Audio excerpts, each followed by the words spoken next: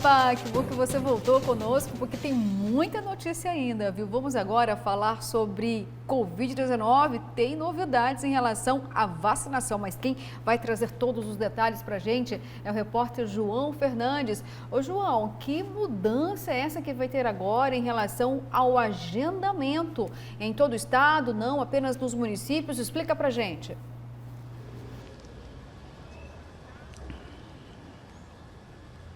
Olha só, Luciana, notícia boa, viu? Aqui em Cuiabá foi aberto o agendamento para pessoas com idades entre 35 e 39 anos. Uma ótima notícia, né? Agora, aquelas pessoas, um recadinho para aquelas pessoas que não estão, né, indo se vacinar, essas doses aí, elas estão sendo usadas, não é, para o agendamento para pessoas de 18 a 34 anos, ou seja, aquelas pessoas, a gente tem falado muito sobre isso, não só aqui, não é, numa notícia de frente, na Vila Real como um todo, mas também lá na Cultura FM, daquelas pessoas que estão escolhendo vacina. Enquanto algumas escolhem vacina, aquelas outras pessoas estão escolhendo aquela que está no braço, né? Que é a que funciona, a que está no braço, sem ficar escolhendo vacina. Portanto, quem está escolhendo marca está indo para o final da fila. Essa vacina está sendo utilizada para pessoas entre 18 e 34 anos. Só alguns números rápidos, Luciana, bem rapidinho, só para dizer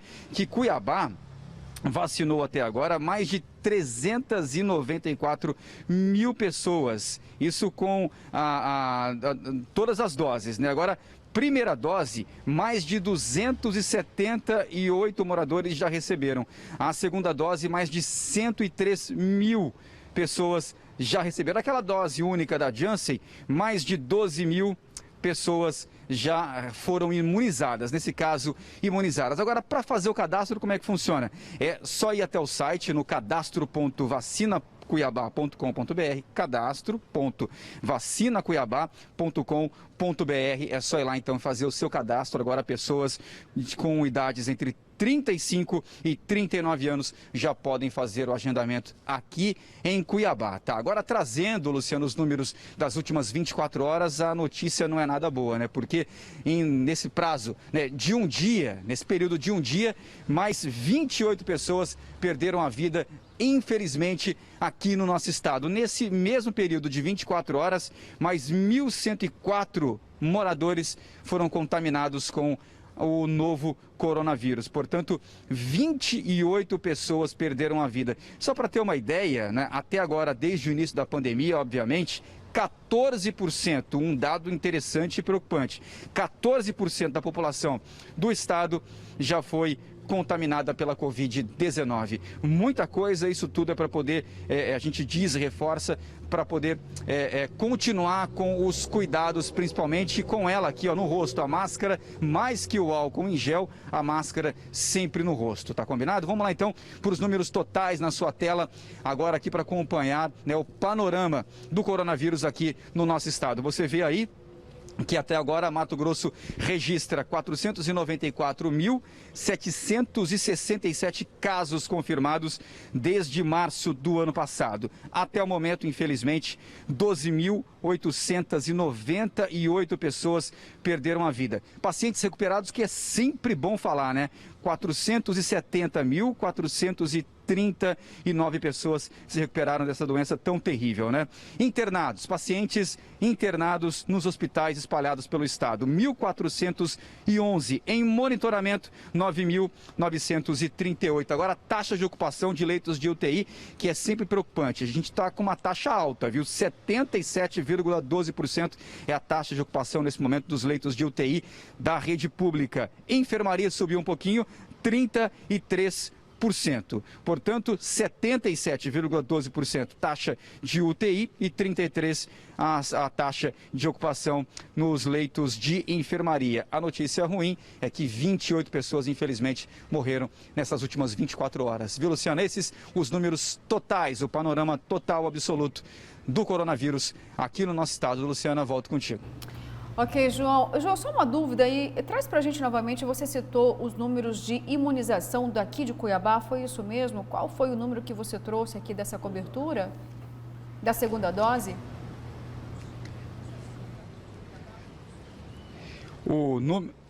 o número total da segunda dose, já passo para você agora, nesse momento, números que foram divulgados que mostram que, até o momento, aqui em Cuiabá, 394.407 doses foram aplicadas até o momento. Isso equivale a 75,7% da população no geral, viu? Isso segundo dados da própria secretaria. Agora, dividindo esse número, Luciana, 278.751, essas pessoas receberam a primeira dose. A segunda dose para 103.432 moradores. Tem aquela dose única também da Janssen, 12.224 pessoas, 224 pessoas receberam então essa dose única, número total de 394.407, Luciana. Opa, João, obrigada, viu? Números importantes aqui pra gente. Bom trabalho aí para você nessa quinta-feira. E aí, senhores, a vacinação, então, isso quer dizer com esses números que o João trouxe pra gente? Está avançando ou não está avançando, não? Como é que a gente pode entender aí? Hoje vai aumentar um pouquinho o número de pessoas vacinadas porque eu vou tomar vacina. Mais um tomando vacina. É a segunda dose, graças a Deus, né? O que nos chama a atenção é o percentual de pessoas vacinadas, que ainda é pequeno aqui na nossa cidade, comparado com outras cidades, né, no país. Mas as vacinas estão chegando, isso é muito importante, né? E as vacinas nacionais estão sendo produzidas, inclusive já com autorização da Anvisa. E o que nos chama mais atenção ainda é o fato de nós termos, Luciana, Kleber, querido telespectador, 8.000 pessoas no fim da fila, que não foram tomar vacina, né, e foram parar no fim da fila, que eu acho extremamente justo com aquelas pessoas que estão precisando tomar vacina. Tá certo, Kleber Lima, alguma posição ou não? Posso tocar? Tranquilo, acho que é isso. O que me chamou a atenção nos números de hoje é que de Mato Grosso, de 494 mil, vamos arredondar aqui, 490 mil pessoas que foram contaminadas, né, que pegaram a doença, já tem 470 mil recuperados. Então, quanto mais aproxima o número de recuperação dos atingidos, mais a doença está sob controle, a pandemia. Né? E ainda falando sobre a vacinação, tem novidade, viu? Isso em relação àquela faixa bem mais jovem, de 12 anos até 17 anos, porque já alguns países têm aprovação para dar start aí na imunização desse público. E o deputado Lúdio Cabral começou já a fazer uma defesa também que Mato Grosso comece a imunizar esses jovens que têm comorbidades, já que tem aí a aprovação, o aval da Anvisa. Roda aí para a gente entender o posicionamento do deputado. Bom dia a vocês da bancada e a todos os telespectadores que nos acompanham aqui no A Notícia de Frente. O deputado Lúdio Cabral defende a vacinação para adolescentes com comorbidades entre 12 e 17 anos. Inclusive, já encaminhou um documento solicitando a vacinação para esses adolescentes. O deputado está aqui com a gente e tem mais detalhes deste documento que já foi encaminhado, deputado, para quais pessoas foram encaminhados esses documentos? Bom, eu encaminhei o documento à Secretaria de Estado de Saúde, ao presidente do Conselho de Secretários Municipais de Saúde e à Comissão Intergestores Bipartite do SUS Estadual, que é quem define as regras, por meio de resolução, sobre quais públicos serão vacinados.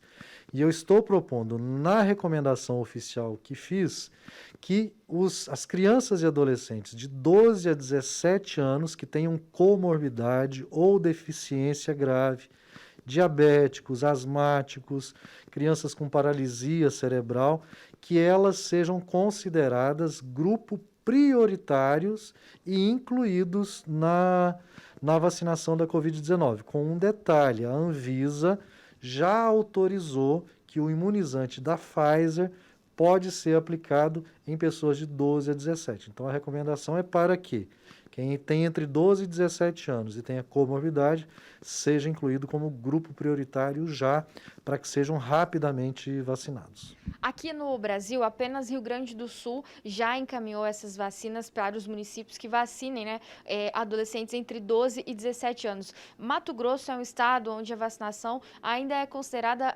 baixa em relação a outros estados. O senhor acredita que isso vai ser possível aqui no estado?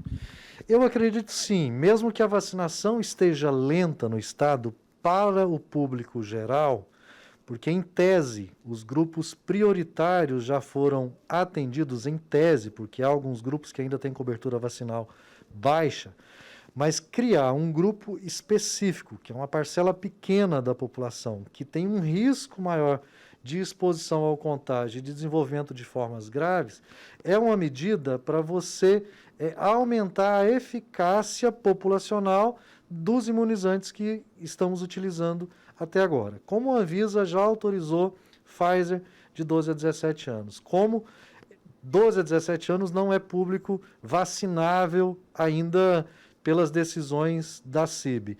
Nós queremos que aqueles que têm de 12 a 17, que têm comorbidade, já sejam considerados prioritários e possam ser vacinados rapidamente. Em relação a esses órgãos que receberam os documentos, qual foi o posicionamento? Pediram um prazo para análise? Bom, eu encaminhei oficialmente essa recomendação na semana passada, inclusive, e aguardo agora ela ser pautada em uma reunião que essa comissão faz. Ela se reúne semanalmente para definir os critérios de distribuição quando recebe doses. É provável que até o final dessa semana a CIB se reúna e eu espero que eles deliberem por aprovar essa recomendação para que os municípios comecem a vacinar esse público. Obrigada. Então, deputado Lúdio Cabral, falando sobre o documento que já foi encaminhado a alguns órgãos aqui do estado e agora aguarda a análise para saber se os adolescentes entre 12 e 17 anos poderão ser vacinados. Lembrando que são adolescentes com comorbidades e doenças graves. As imagens são de Agnaldo Gomes, com apoio técnico de Assis, Nayana Bricá, para a Notícia de Frente. Opa, Nayana, obrigada, viu, pelas informações. Só para que você não tenha dúvidas, viu, esse público aí seria apenas para aquele que tem comorbidade, esse público mais jovem,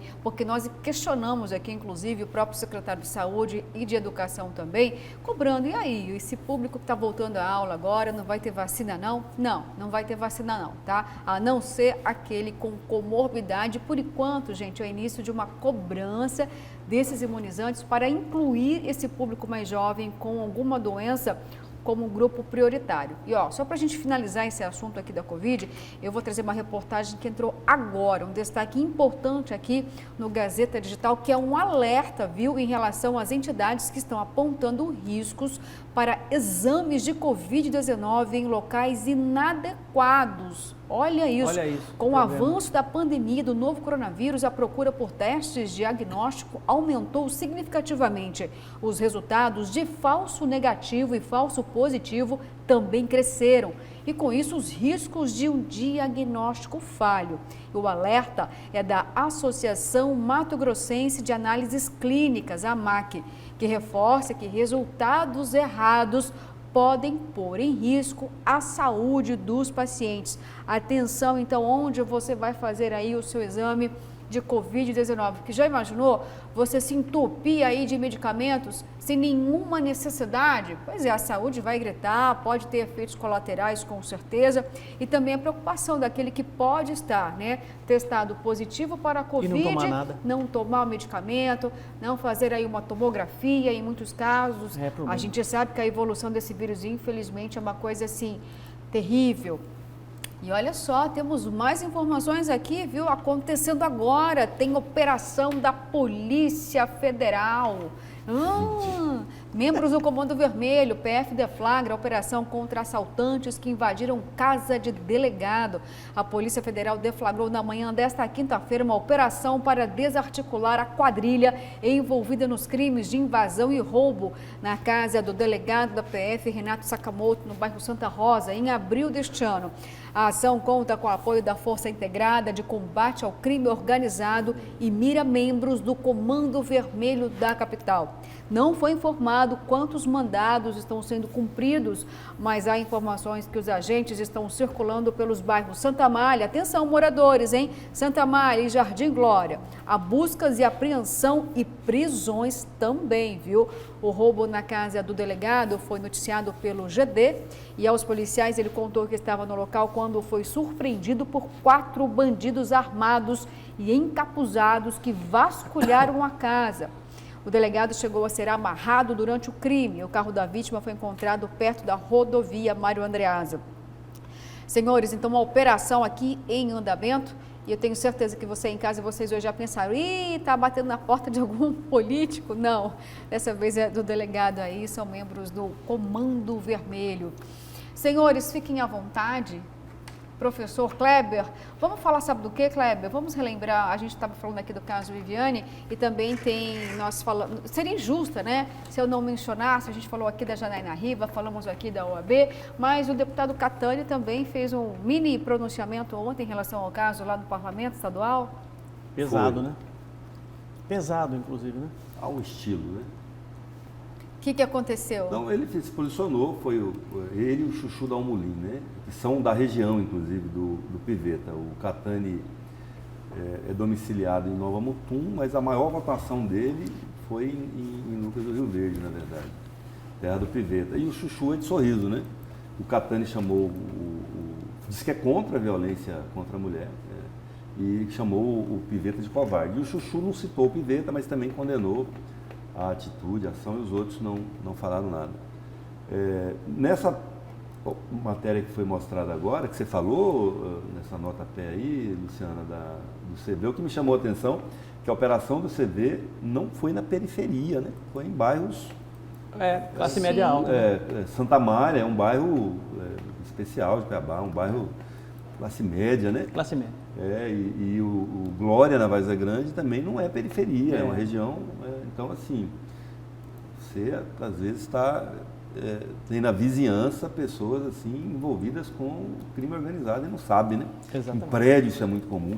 Mas já que você me deu a oportunidade aqui, eu trouxe hoje de casa um livro, eu vou mostrar aqui, Empório Literário, Versos Diversos, que é do Antônio Sodré, um poeta... Opa. mato-grossense, falecido em 2011.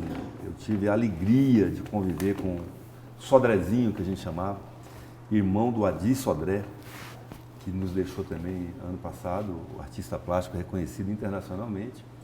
E eles, embora sejam de Rondonópolis, mas eles viviam em Cuiabá desde garotos, né?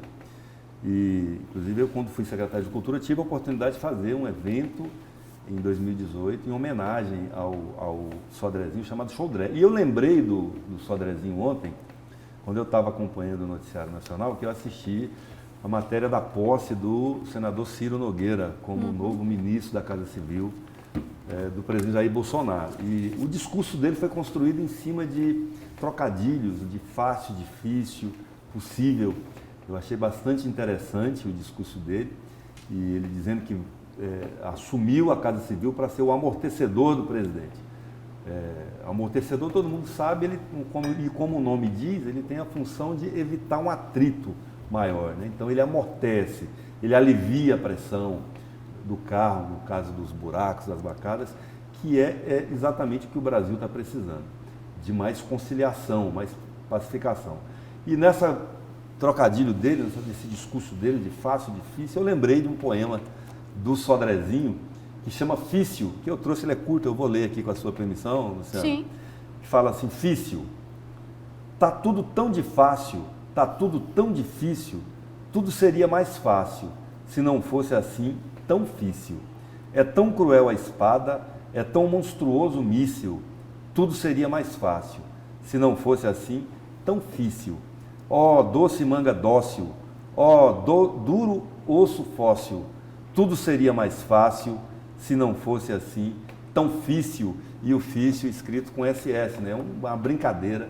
Ele era um construtor de palavras, né? O Antônio Sodré. Eu lembrei disso ontem, quando eu estava lendo, e falei, eu vou levar esse poema para compartilhar com os nossos telespectadores amanhã cedo. E serve também como minha mensagem de...